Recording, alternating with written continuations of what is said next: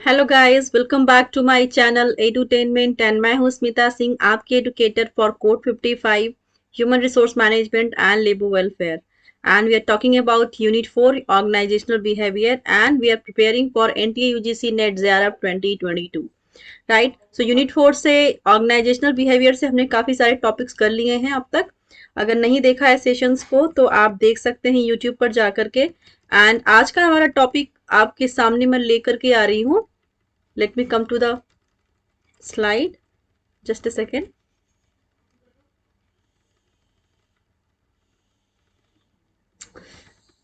Almost हमने सारे topics कर लिए हैं, कुछ एक टॉपिक्स रह गए हैं, उन पे बात करेंगे हम।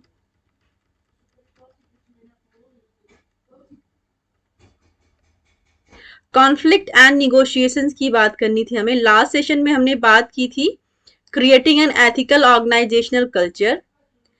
कॉन्फ्लिक्ट एंड निगोशिएशन पे हमने डेफिनेशन ऑफ कॉन्फ्लिक्ट की भी बात कर ली थी लास्ट सेशन में।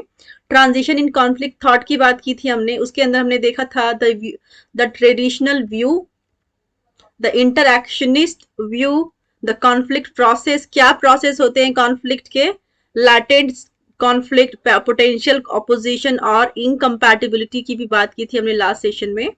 एंड हमने स्टेज टू में बात की थी perceived conflict, cognition and personalization, field intentions की बात की थी हमने, जिसके अंदर हमने देखा था इंट्रोडक्शन के पार्ट में कि what are the intentions.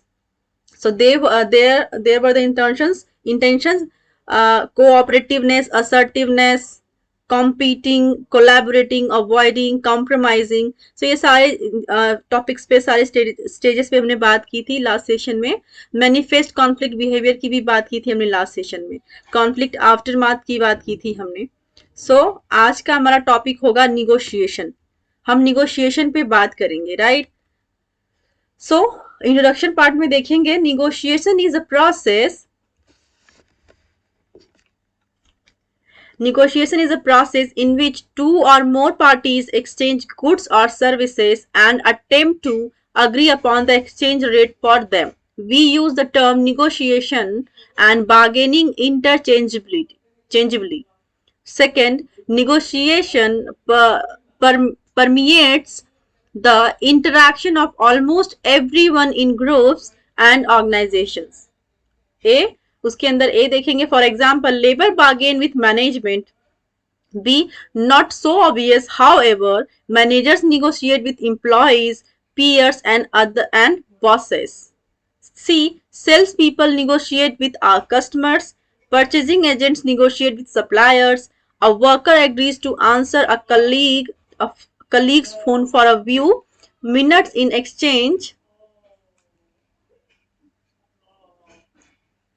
for some past of the future benefits. So negotiation के अंदर हमने क्या समझा, निगोशिएशन के अंदर एक सिंपल वे में, सिंपल लैंग्वेज में अगर बात करें तो निगोशिएशन में क्या होता है कि दो पार्टीज जहां पे इन्वॉल्व होती हैं उनके बीच निगोशिएशन होता है। अगर आप किसी भी गुड्स एंड सर्विसेज का आदान प्रदान कर रहे हैं, एक्सचेंज कर रहे हैं, तो उसके लिए आप निगोशिएशन करते हैं कि जो हम प्रोडक्ट आपको देने जा रहे हैं उसमें निगोशिएशन आप करते हैं। लाइक कि आपको क्या प्राइस मुझे देना है, हमारे प्रोडक्ट पे क्या प्राइस, हमारा जो प्रोडक्ट है उस पर हमने क्या प्राइस फिक्स की है, ठीक है, उसको हम कितने में दे सकते हैं, हमारा क्या प्रॉफिट है, हम अगर हमारा एक जो मार्जिनल हमने एक प्राइस रखी हुई है तो उसमें हमें कितना बेनिफिट मिलने वाला है, अगर हम उसको कम करते हैं तो हमारा लॉस होगा। तो एक तरह से निगोशिएशन होता है पार्टीज के साथ, जो अदर पार्टी होती है, जो आपके जो क्लाइंट्स होते हैं, जो आपके कस्टमर्स होते हैं, वो उस पर निगोशिएशन करते कि नहीं, आपका जो प्रोडक्ट है हम इतने में ही खरीद पाएंगे, हम इतना ही इसका पैसा दे पाएंगे। तो एक तरह से निगोशिएशन होता है।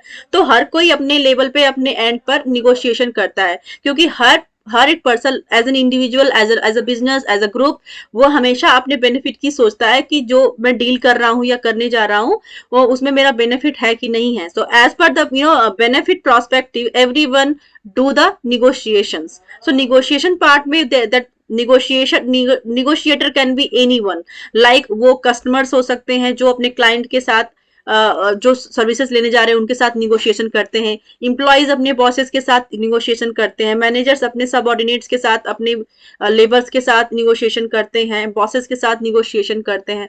तो जो ये इंटरेक्शन होता है निगोशिएशन बेसिस पे होता है।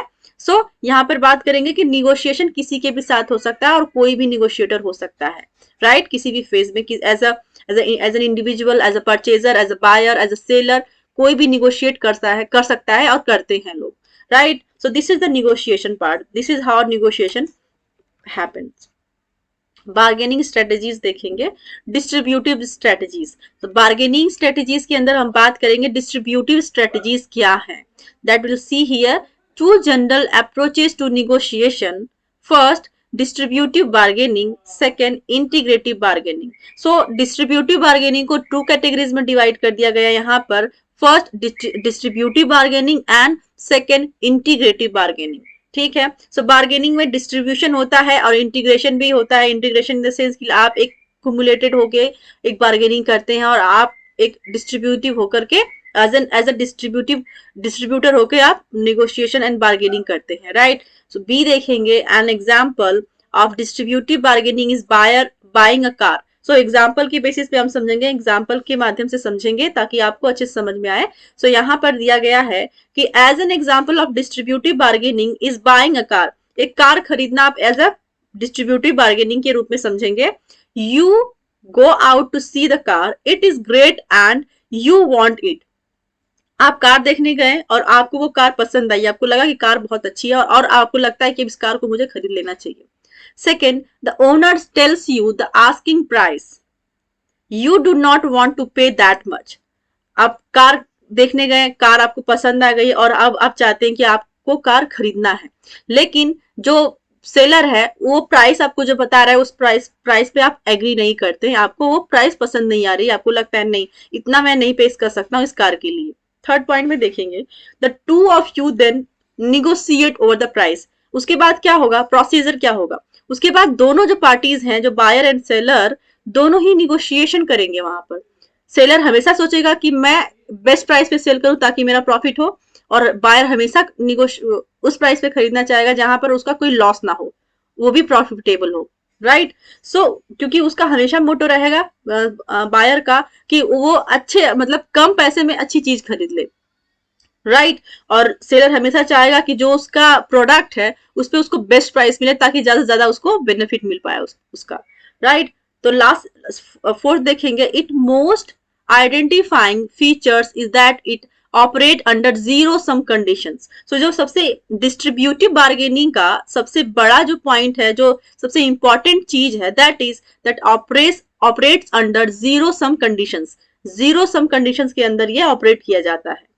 सी देखेंगे, the most widely cited examples of distributive bargaining is in labour management negotiations over wages. So सबसे ज्यादा जहां पे डिस्ट्रीब्यूटिव बार्गेनिंग के अंदर आपने देखा होगा, आप देखते होंगे कि सबसे जो बेस्ट एग्जाम्पल आपको देखने को मिलेगा वो है लेबर का निगोशिएशंस, उनके वेजेस के बेसिस पर, कि वेजेस की जो हायरिंग हो रही है उनके वेजेस को कितना उनको वेज प्रोवाइड किया जाना चाहिए उनके काम के बेसिस पे, ठीक है। तो लेबर का मैनेजमेंट के अंदर निगोशिएशन होता है on their wages, this comes under distributive bargaining. Integrative bargaining में देखेंगे क्या है integrative bargaining. So an example, a sales rep calls in the order and is told that the firm cannot approve credit to this customer because of the past slow pay records.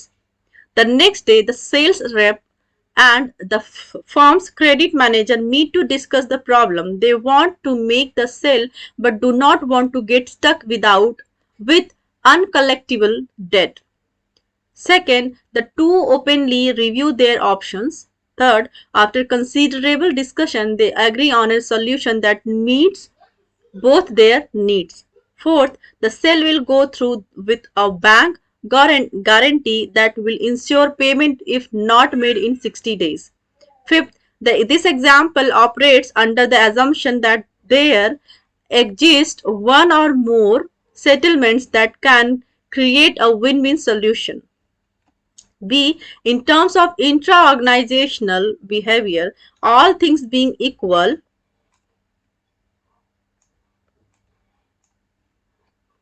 integrative bargaining is preferable to distributive bargaining. ठीक है। सो यहाँ पे क्या समझेंगे, सबसे पहले देखेंगे example के तौर पर इंटीग्रेटिव बार्गेनिंग क्या है।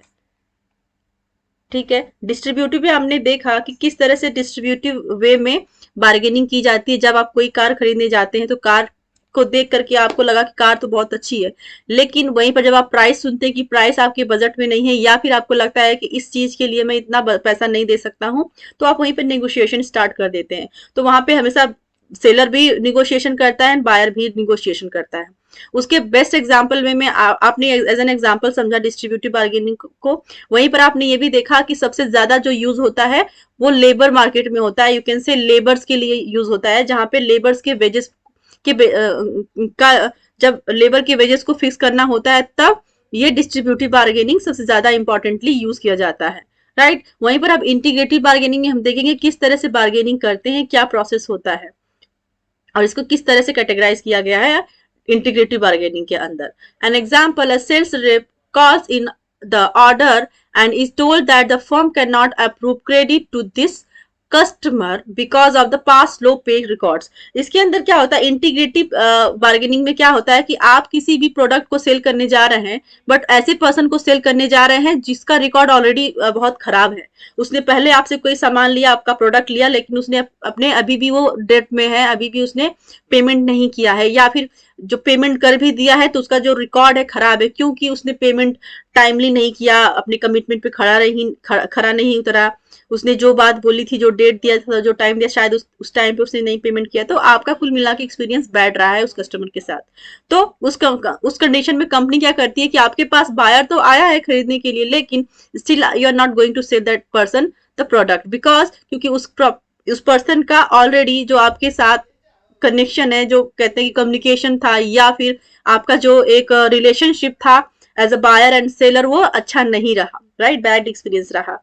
Right, the next day the sales representative and the firm's credit manager meet to discuss the problem. Second day फिर वो क्या करते हैं कि चलो अच्छा नहीं था हमारा रिकॉर्ड पिछले उस कस्टमर के साथ, उस क्लाइंट के साथ, बट स्टिल एक बार हम इस पे बात करना चाहेंगे, डिस्कशन करना चाहेंगे कि क्या पिछली बार क्या प्रॉब्लम रही, क्या वो उन चीजों पे हम अभी बात कर सकते हैं, उनका सोल्यूशन निकाल सकते हैं। राइट, तो वो जो सेल्स मैनेजर, जो सेल्स रिप्रेजेंटेटिव होता है वो, प्लस जो क्रेडिट मैनेजर होता है, वो दोनों मिलकर डिस्कशन करते हैं। Then want to make the sale but do not want to get stuck with uncollectible debt. वो चाहते तो हैं कि हम सेल करें उस पर्सन को, बट वो ये भी नहीं चाहते हैं कि हमारा जो जो अमाउंट है जो हमें मिलना है वो कहीं ना कहीं रुके, कहीं ना कहीं वो स्टक हो जाए। तो उसके लिए वो सबसे पहले वो डिस्कशन करते हैं कि इस बार हम जो डील करने जा रहे हैं उसमें कोई प्रॉब्लम तो नहीं आएगी, प्रॉब्लम आएगी तो आपका क्या सोल्यूशन रहेगा, आपका उस पर क्या स्टैंड रहेगा। तो सारी चीजें आप क्लियर करके चलेंगे, क्योंकि पिछली बार जो उन्होंने धोखा खाया था, पिछली बार जो उनका एक्सपीरियंस बैड रहा उस पर्सन के साथ, अब उसी पर्सन के साथ डील को थोड़ा वो क्लियर करना चाहते हैं कि आप अगर अब अगेन लेने जा रहे हैं तो पिछला रिकॉर्ड आपका अच्छा नहीं है, लेकिन स्टिल इस बार अगर आप जाना चाहते हैं, आप खरीदना चाहते हैं, प्रोडक्ट के साथ जाना चाहते हैं, तो क्या आपका रवैया रहेगा, क्या आपकी डील रहेगी, क्या आपकी कमिटमेंट्स रहेंगे। राइट, सो वो एक बार डिस्कशन करके उस प्रॉब्लम को सॉल्व करने की कोशिश करते हैं, sales representative and debit manager, credit manager. Right, the two openly review their options, दोनों अपने ऑप्शंस को रिव्यू करते हैं कि हम किस ऑप्शंस पे काम कर सकते हैं, किस ऑप्शंस पे नहीं काम कर सकते हैं, क्या कर सकते हैं उस कस्टमर के लिए, क्या नहीं कर सकते हैं। Right, and after considerable discussion they agree on a solution that meets both their needs। वो उस सोल्यूशन पे पहुंचते हैं डिस्कशन के बाद जहां पर उन दोनों के नीड्स मीट हो पाए, जैसे कि आपको भी कोई नुकसान ना हो और हमारे क्लाइंट को भी कोई नुकसान ना हो पाए, दोनों ही एक दूसरे के साथ इस तरह से मेल जोल एंड इस तरह से जो डिस्कशन का जो आउटपुट है इस तरह से बनाते हैं कि दोनों का ही कोई नुकसान ना हो। Right, the sale will go through with a bank guarantee that will ensure payment if not made in 60 days। फिर वो रूल बनाते हैं कि हम डील तो कर लेंगे, लेकिन एक गारंटी फिक्स करेंगे थ्रू द बैंक कि अगर आपका पेमेंट 60 डेज के अंदर नहीं हुआ कंप्लीट तो क्या एक्शन लिया जाएगा। Right, this example operates under the assumption that there exist one or more settlements that can create a win-win solution। तो ऐसे कंडीशंस में क्या होता है कि जब आप प्रॉपर सेटअप के साथ सारे डील एंड डिस्कशंस के साथ डील करते हैं, तो उसमें चांसेस रहते हैं कि आप विन विन सिचुएशन में जा सकते हैं, क्योंकि इस बार आपने पिछली बार के एक्सपीरियंसेस के अकॉर्डिंग आपने सारी चीजें क्लियर की, सब कुछ एक मैनेजमेंट के थ्रू सब कुछ एकदम क्लियर वे में, सिस्टमैटिक वे में आपने प्लान किया और उसको एग्जीक्यूट किया आपने। तो इसमें क्या होगा कि इस बार आप, हो सकता है कि आप विन विन सिचुएशन में रहें, right. In terms of intra organisational behaviour, all things being equal, integrative bargaining is preferable to distributive bargaining. ठीक है, सो इसमें क्या होता है कि integrative bargaining is preferable to distribute. इसमें क्या होगा कि जो इंटीग्रेटिव बार्गेनिंग होती है वो क्या प्रेफरेंस देते हैं, that is distributive bargaining, right.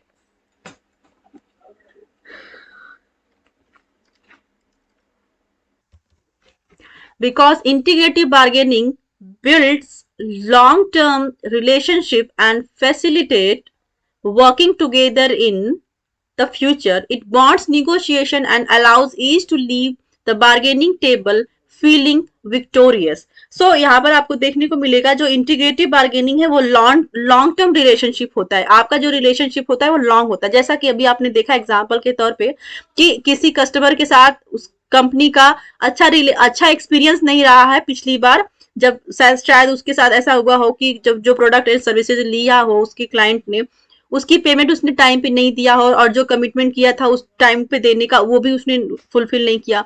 तो as per their bad experiences with that particular client, they now what they are going to do is, वो ये भी नहीं चाहते कि वो डील उस पर्सन के साथ ना क्रैक करे, क्योंकि कहीं ना कहीं वो चाहते हैं कि उनकी सेल हो, तो सेल भी हो, जो बैड एक्सपीरियंसेस हैं उनको भी लेके चलना है, क्योंकि कहीं ना कहीं वो भी नहीं चाहते कि फिर से वो डेप्ट में जाए। तो क्या करते हैं कि एक बीच का रास्ता निकालते हैं, जहां पर वो क्या करते हैं कि सेल तो करेंगे इस बार उसी पर्सन को करेंगे, लेकिन सारे डिस्कशंस के साथ करेंगे, सारी चीजें जो पॉइंट्स को क्लियर करके चलेंगे, एक गारंटी लेंगे बैंक के थ्रू, और आपका एक टाइम पीरियड फिक्स करेंगे कि ठीक है 60 डेज के अंदर अगर आपने पेमेंट नहीं किया तो क्या एक्शन हम लेंगे। तो सारी चीजें क्लियर करते, सब कुछ फिक्स करते हैं और वो चीजें ऐसे बनाते हैं कि आपको उस टाइम पे करना ही करना है, नहीं तो आपका नुकसान हो जाएगा। तो इस तरह से क्या होता है, रिलेशनशिप लॉन्ग चलती है इंटीग्रेटिव बार्गेनिंग के अंदर, राइट और वहां पर एक विक्टोरियस फील करते हैं आप, जब आप अगेन उसी पर्सन के साथ अगेन डील करने जाते हैं और अगेन आपकी डील क्रैक हो जाती है, तो you feel victorious. Distributive bargaining on the other hand leaves one party a losser. It tends to build any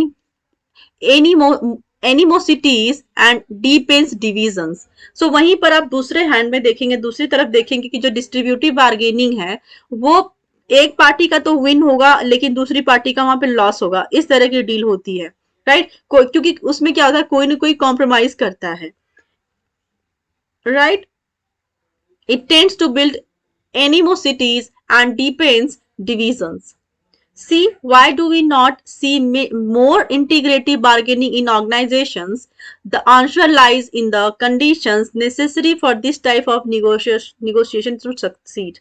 So यहाँ पे पूछ रहे हैं कि आपको देखने को मिलेगा कि मोस्ट ऑफ द टाइम क्या होता है कि ऑर्गेनाइजेशंस में इंटीग्रेटिव बार्गेनिंग के साथ लोग नहीं जाते हैं, और यहाँ पे पूछ रहा है कि क्यों नहीं जाते, इसका क्या कारण है। Answer lies in the conditions necessary for this type of negotiations to succeed.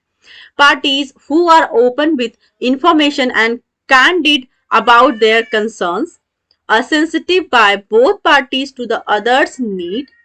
Third, the ability to trust one another. Fourth, a willingness by both parties to maintain flexibility. ठीक है, तो उन्होंने क्या लिखा था, this answer lies in the conditions necessary for this type of negotiation to succeed. तो इस condition में क्या चीजें वो फॉलो करते हैं ताकि वो सक्सीड हो पाए। The options are parties who are open with the information and candid about their concerns. ठीक है, तो जो पार्टीज होती हैं, जो डिस्ट्रीब्यूटिव बार्गेनिंग के अंदर जो पार्टीज होती हैं, इन्वॉल्व होती हैं, बायर एज अ सेलर, वो क्या करती हैं, वो they are open with the information, जो भी इंफॉर्मेशन शेयरिंग करेंगे वो ओपन रहेंगे, कुछ भी हाइड नहीं करेंगे, and candid about their concerns. Second, a sensitivity by both parties to the other hands. ठीक है, एक सेंसिटिविटी रहती है दोनों पार्टीज के अंदर। ठीक है, a sensitive by both the parties to the others need, दूसरे की नीड के अकॉर्डिंग वो सेंसिटिविटी रखेंगे, right. And third, the ability to trust one and also they will trust to each other, right. Last, a willingness by both parties to maintain flexibility. तो जहां पे दोनों की willingness रहेगी, उसके साथ willingness के साथ the both party will be flexible with each other, right? Finally, you should realize that compromise may be your worst enemy in negotiation, a win-win agreement. The reason is that compromising reduces the pressure to bargain integratively. After all, if you or your opponent caves in easily, it doesn't require anyone to be creative to reach a settlement. Thus, people end up settling for less than they could have obtained if they had been forced to consider the other party's interest, trade off issues, and be creative. Last, think of the classic example in which two sisters are arguing over who gets an orange. ठीक है, तो इसमें क्या कहते हैं कि finally क्या होता है, यू रियलाइज दैट कॉम्प्रोमाइज में बी योर वर्स्ट एनिमी. हो सकता है कि आपको लास्टली फिर क्या देखने को मिलता है कि जो आप कॉम्प्रोमाइज कर रहे हैं अपने लॉस के लिए दूसरे को विन करा रहे हैं या फिर राइट तो क्या होता है कि उसमें क्या होता है कि ये this is the worst enemy in negotiations. एक तरह से कहते हैं कि बहुत ही वर्स्ट एनिमी के रूप में देखा जाता है अगर आप कॉम्प्रोमाइज करते हैं, आप अपने को कॉम्प्रोमाइज करते हैं, अपना घाटा सह के सामने वाले का फायदा करवा रहे हैं. In negotiating a win win agreement, जहां पर आप विन विन एग्रीमेंट करते हैं, जहां पे क्या करते हैं कि एक पार्टी का तो लॉस होगा, दूसरे का विन होगा. The reason is that compromise reduces the pressure to bargain integratively. After all, if you or your opponent caves in easily, it doesn't require anyone to be creative to reach a settlement. Thus, people end up settling for less than they could have obtained if they had been forced to consider the other party's interest, trade off issues and be creative. So यहाँ पे क्या होता है, कुल मिला के इसमें ये क्या इंटीग्रेटिव बार्गेनिंग में क्या होता है कि एक पर्सन का लॉस होता है, एक पर्सन का विन होता है.